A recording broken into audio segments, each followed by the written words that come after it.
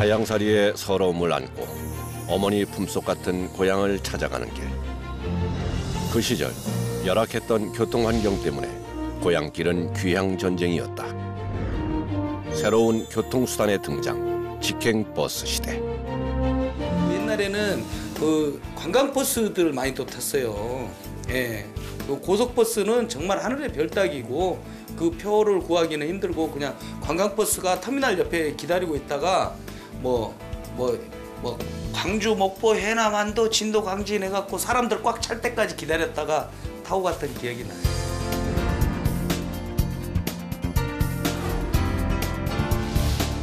서울과 인천을 잇는 경인고속도로와 서울과 부산을 잇는 경부고속도로인 경부선을 필두로 전국을 아우른 노선 확장. 뒤늦게 개통된 호남 남해 고속도로의 건설로 바야흐로 일일 생활권의 신호탄을 알린다.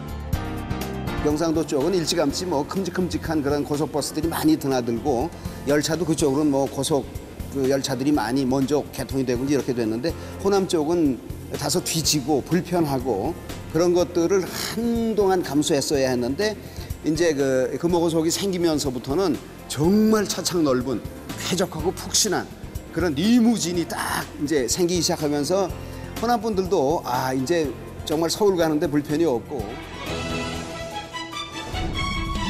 호남의 대표 기업 금호는 여객버스 사업 부동의 1위를 지키며 대우건설, 대한통운을 인수.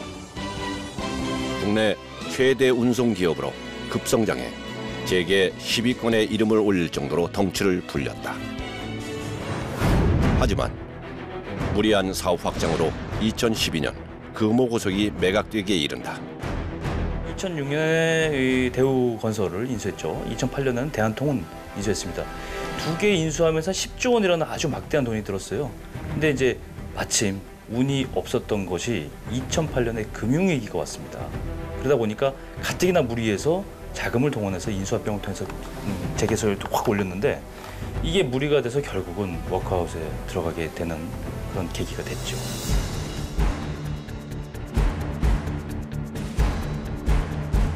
금호고속을 되찾기 위한 금호인들의 눈물겨운 노력은 계속됐다. 호남 지역을 대표하는 향토 기업이자 그룹의 뿌리인 금호고속.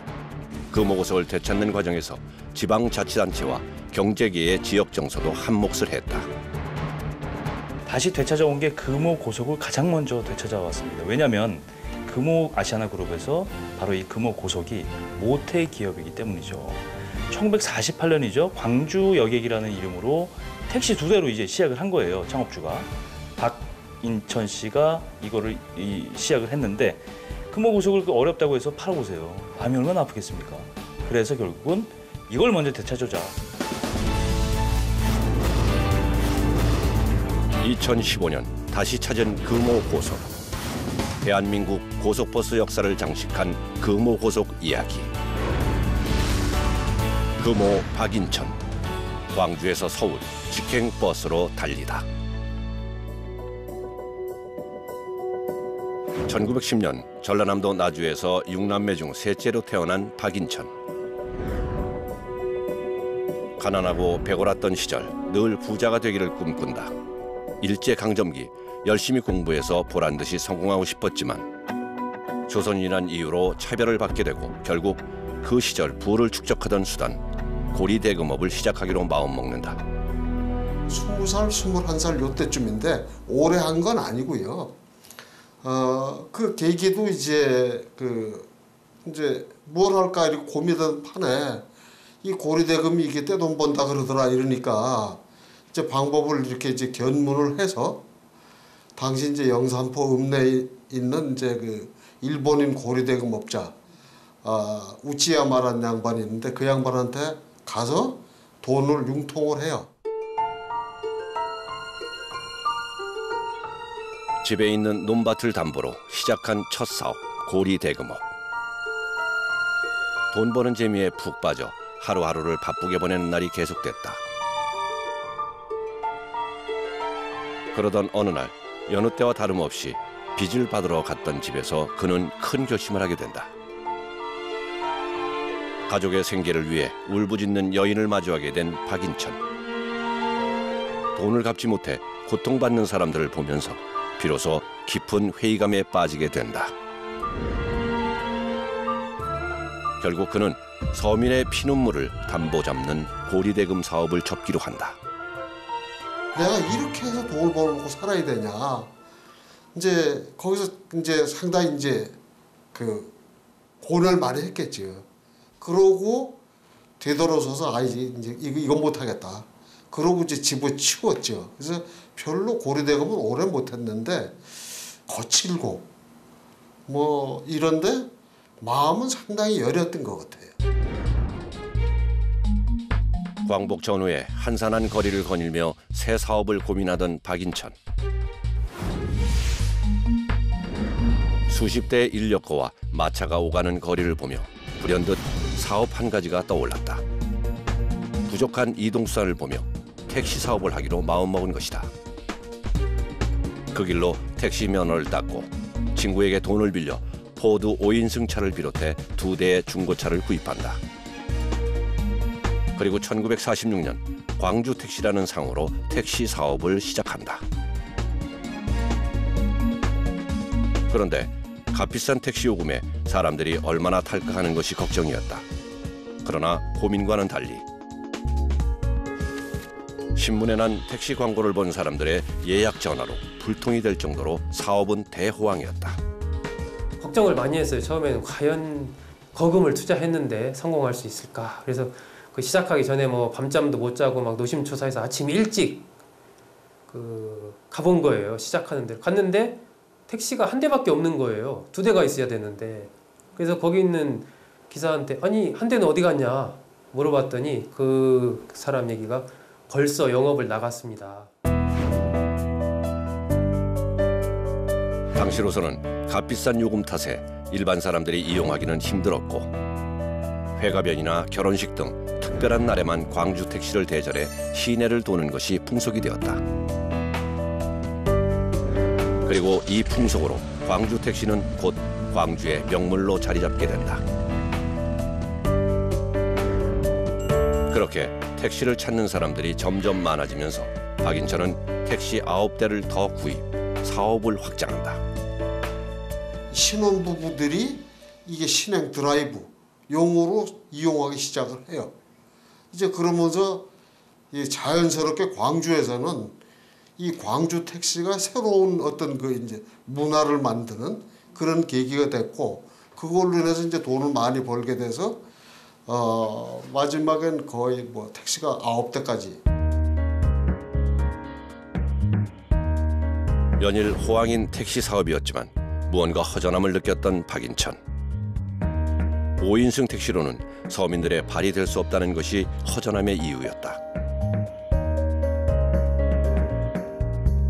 더군다나 택시는 돈 있는 사람들의 전유물이라는 생각이 들면서 서민들의 교통수단인 버스 사업을 하기로 결심한다. 택시는 기본적으로 지금도 약간 그렇지만 일단 버스보다는 비용이 좀 비싸지 않습니까? 그리고 이용하는 사람들이 또 수가 적기 때문에 한정돼 있고 그래서 조금 더 많은 사람들을 좀 값싸게 이용할 수 있는 이러한 부분에 내가 기여했으면 좋겠다 하는 그런 생각을 갖게 돼요. 그것이 뭡니까? 그리고 버스죠.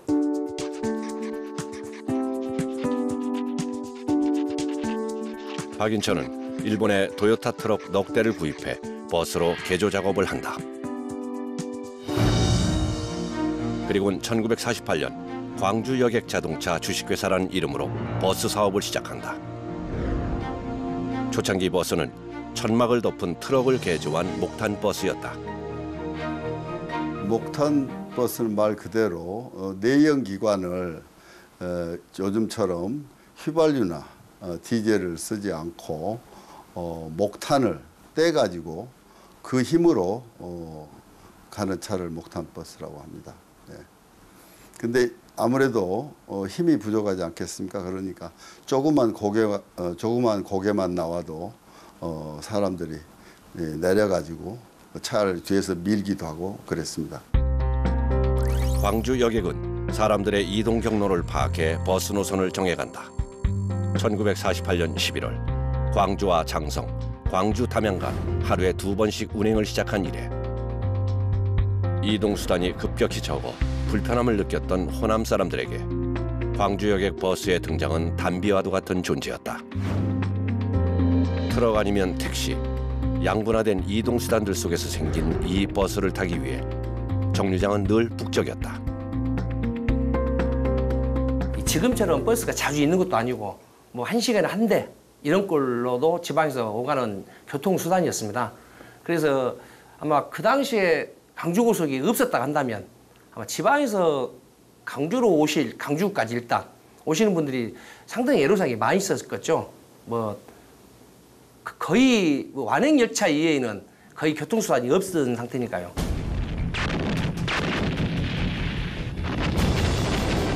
안농과도 같은 6.25 전쟁, 동족 상잔의 비극. 남부여대하고 피난을 가야 했습니다.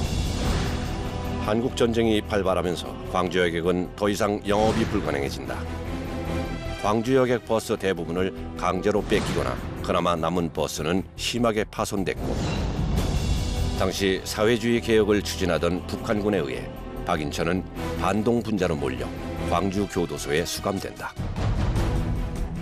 돈이 어디서 나와서 이런 트럭들을 다 이렇게 운용을 하느냐, 뭐 이렇게 계속 인민군이 이제 취조를 하죠. 근데 거기서 이 동서가 지금 생각해보면 좀 말을 잘못한 게 아닌가 싶은데 그 당시 이제 전라남도 경찰국에 있던 고위 간부가 돈을 좀 빌려줘가지고 그런 돈으로 이걸 좀 사서 운영하고 있다, 이런 식의 이제 답변을 합니다. 박인천은 수감 생활을 하면서 다른 지방에서 온 수감자들에게 도로와 교통 상황을 전해들으며 사업 구상을 해나간다. 특히 전쟁 중에도 여전히 상공인들의 이동 수요가 있다는 사실을 간파하며 훗날 사업 재개를 다지게 된다. 그 당시 이제 그 같은 이제 감방에 있던 양반들의 얘기에 의하면 이 양반이 이제 광주 인근에서 온 양반들 대상으로 자꾸 그 이제 마을의 어떤 교통 사정 이런 걸 많이 묻더래요. 이제 그게 바로 뭐냐면 이 양반이 내일 죽을지 모레 죽을지도 모르면서 사업에 대해서 굉장히 강한 애착을 가지고 있었다. 한국 전쟁 발발 3개월 뒤에 수도 서울을 다시 수복하게 된다. 인민군들이 도망간 틈을 타 형무소에서 빠져나온 박인천은 감옥에서 구상하던 사업 재개를 위해 일터로 향했다. 예상보다 더 처참하게 파손된 버스들. 박인천은 곧바로 부서진 차체와 부품들을 수거해 버스 사업을 재개한다. 전쟁이 끝나지 않은 상황, 전쟁통에 노선을 확보하는 것은 쉽지 않았다. 박인천은 특히 광주와 전쟁 당시 임시 수도였던 부산 간의 노선 확보에 힘을 기울였다. 곳곳에 숨어있는 무장공비들을 피하고 안전한 경로 확보를 위해 박인천과 직원들 간의 머리를 맞댄 고민은 계속되었다. 6.25 발발 1년 후 6월 달에는 차가 6대까지 늘었습니다만은 도중에 전남 지역에서 출몰하는 소위 그 공비 빨치산들한테 차량이 습격당해서 운전사도 사망하고 했던 그런 사고를 겪어가면서까지도 도민들 위한 발휘되기 위해서 당시 다른 행정구역으로 노선을 확대할 경우 해당 지역 경쟁업체들이 수단과 방법을 가리지 않고 방해하던 상황. 하지만 회사를 위해서라도 경상도 노선은 꼭 확보해야만 하는 시점이라 더 이상 물러설 수도 없었다. 경상도 쪽에서는 광주 여객의 진출을 막기 위해 갖가지 편법을 써대며 불안을 자극시켰다. 무자비한 폭력 행사에 운행 방해는 집요하기만 했다. 광주 여객이 호남에서는 굉장히 잘 컸던 건 인정합니다. 근데 부산을 진출하려고 했더니 이미 부산에서 뭐 자리를 잡고 있는 버스 회사들이 굉장히 많았어요. 이미 그 회사들은 뭐 일본 야쿠자라든지 무용담에 따르면 일본 야쿠자라든지 뭐 국회의원들의 이미 지지를 이미 받고 있는 업체였기 때문에 금호고속이 그 광주를 벗어나서 부산에서 서울 노선을 딴다는 거는 정말 쉽지 않은 일이었습니다.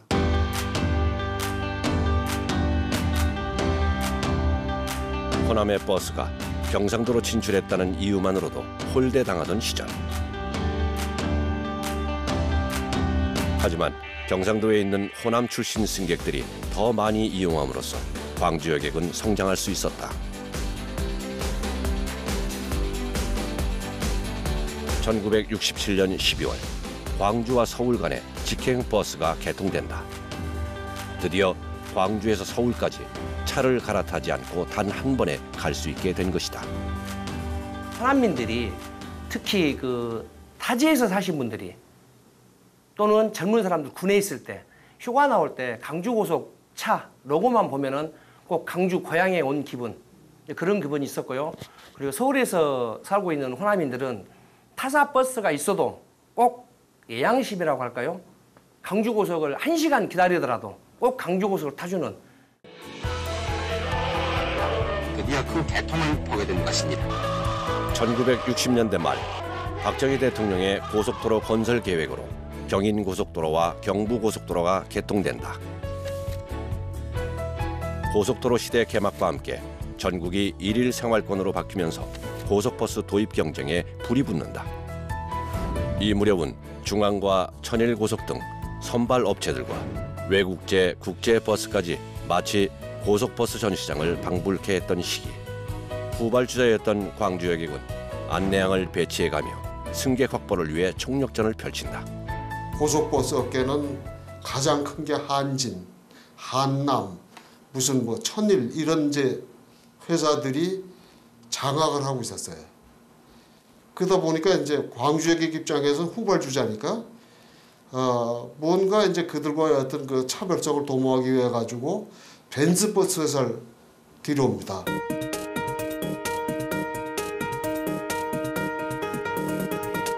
광주여객은 차별성을 위해 최고급 벤츠버스를 도입하며 개선된 외관과 성능으로 승부수를 띄운다. 당시 고속버스 차종 중에서 안정성이 뛰어났지만 선발 주자들을 앞지르는 것은 생각만큼 쉽지 않았다. 돌파구는 호남고속도로 개통뿐이었다. 대전부터 시작되는 호남고속도로. 어찌된 일인지 전주에서 광주 구간의 공사는 순탄치 않았고 개통은 점점 미뤄지고만 있었다. 시간이 흐를수록 투자를 감행했던 박인천의 시름은 깊어만 갔다. 금호고속 같은 경우는 이제 뭐 어쨌든 계속 사세가 확장 중이었거든요. 이 금호고속 같은 경우는 상당히 오랜 기간까지도 계속 벤츠를 굴렸어요. 그 벤츠 그 버스가 상당히 비싸잖아요. 그 이제 그러다 보니까 아무래도 좀 이제 채산성은 떨어질 수밖에 없고. 최고급 벤츠버스를 사기 위해 고금리의 사채를 끌어다 쓰면서 이자는 눈덩이처럼 불어났고 결국 부도 직전에 몰린 광주 여객.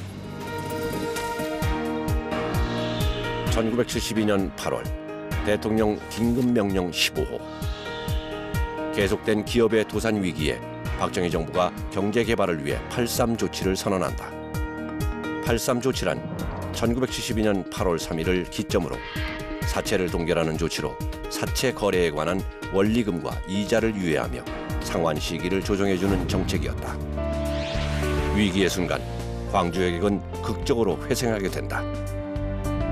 호남 남해고속도로가 개통되었습니다. 전주에서 시작해서 광주를 거쳐 순천, 진주, 마산을 거쳐 부산까지 이르는 1972년 11월 14일 대한민국 근대화의 대동맥을 잇는 호남 남해고속도로가 개통된다. 호남 남해고속도로 개통으로 광주와 부산의 운행 시간은 7시간에서 무려 3시간 반으로 단축되고 이로써 전국이 하루 생활권에 접어들게 된다.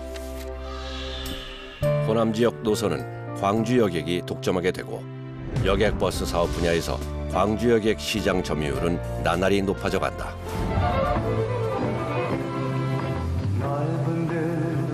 저희 우정의 거북이 광주 고속을 이용해 그리고 주시는 1970년대 고속버스 안내양은 여성들 사이에서 인기 직종으로 떠오른다. 그땐 뭐 우리 비행기도 못 타봤지만 비행기를 타면 이런 기분이겠다 하는 생각이 들 만큼 너무나도 당시 초창기의 고속버스는 우리들한테 너무 쾌적하고 환상적인 그런 분위기였던 기억이 납니다. 그리고 무엇보다도 이제 안내하는 이제 여직원이들 타고 있었는데 그 지역을 지나갈 때마다 그 지역에 대해서 이렇게 코멘트를 해주는 거예요. 고속버스가 가져온 변화는 호남 지역에 더욱 두드러졌다. 학생들의 수학여행 노선도 다양해졌고 대한민국 방방곡곡 광주 여객만 있으면 어디든 갈 수 있게 됐다.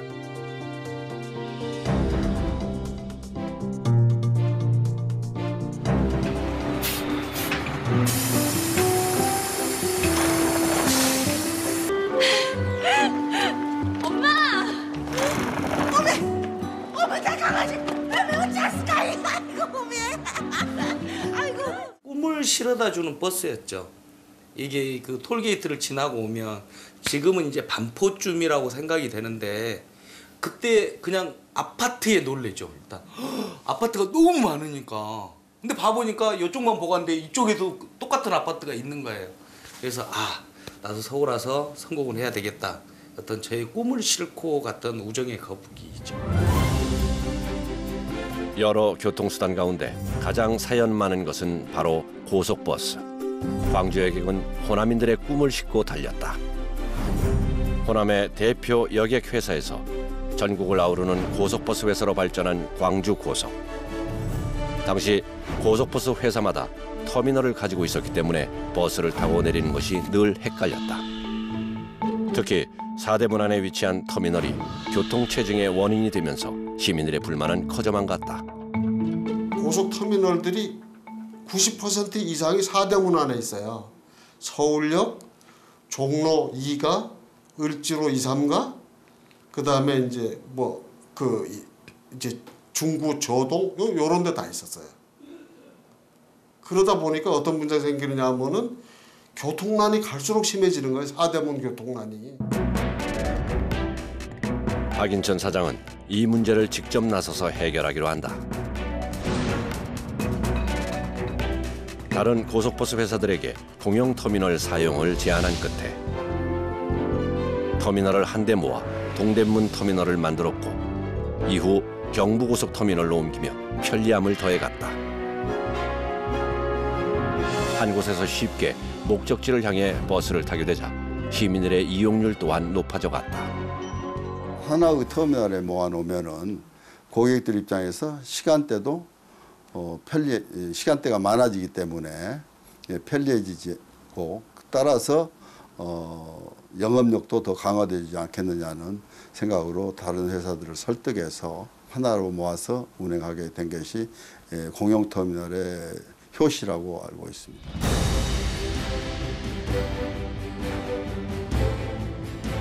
국내 고속버스 사업 발전에 크게 기여한 금호. 금호의 안방인 광주에도 국내 최대 규모의 금호 광주고속버스 터미널을 지어 향토 기업의 뿌리를 단단히 한다. 광주 여객에서 사명을 바꿔 금호 고속으로. 이후 금호는 여객버스 사업뿐 아니라 비행기 사업인 아시아나 항공, 타이어 사업으로 확장하며 자산 35조 대기업의 자리에 오르게 된다. 택시 2대의 여객 운송 회사로 시작해서 이렇게 큰 기업을 만들어내기까지는 정말 그 아버지 때와 아들 때의 그 합심한 노력이 있었다라고 말할 수 있는 그거는 부인의 여지가 없습니다. 그래서 이제 2대에 걸쳐서 이 그룹을 이뤄냈고요. 예를 들어 생각해 보십시오. 박성용 회장이 이제 장남인데 받아서 아시아나 항공을 인수해서 키우지 않았으면 오늘날의 금호아시아나 그룹이 있었겠습니까? 그렇지 않죠.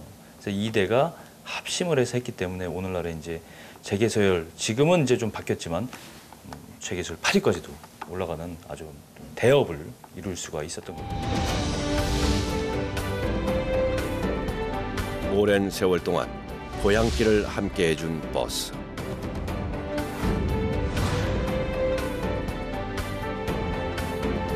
고속도로를 쌩쌩 달리던 거북이 버스는 시간이 지나도 그 길 그대로 서민의 발이 되어 추억을 한가득 싣고 달리고 또 달린다.